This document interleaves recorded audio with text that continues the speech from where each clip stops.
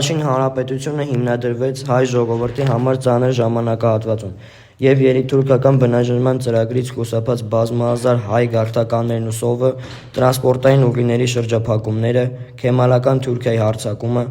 դաշնակցական կառավարության նկատմամբ հնարավորություն չէին ընձեռելու պետության ղեկավարներին ստեղծել կայուն պետություն։ Հայաստանի առաջին հանրապետությունը հռչակվեց ԱԺԴՀ-ի փլուզումից 1918 թվական մայիսի 26, 2 օր անց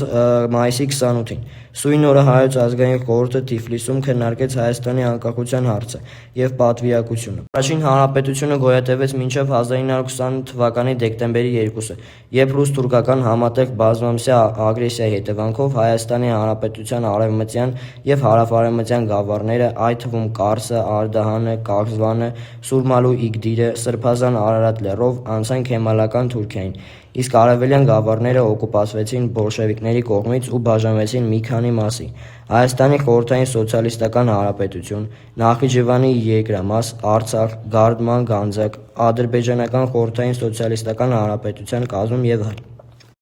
Այդ ամենը իր այսպես կոչված իրավական ձևակերպումը ստացավ և Լենին-Աթաթուրք ապօրինի 1921 թվական մարտի 16-ի ռուս-թուրքական եղբայրության մոսկովյան պայմանագրով, որը սակայն իր ստորագրման պահից սկսած մինչ այժմ հակասում է միջազգային իրավունքի նորմերին, և այդ իսկ պատճառով, որպես ապօրինի միջազգային պայմանագիր, գրանցված չէ ՄԱԿ-ի միջազգային պայմանագրերի ռեգիստրում։ Չնայած կարճ կյանքին, առաջին հանրապետության դերը անգնահատելի է, նախ և առաջ հայոց պետականությունը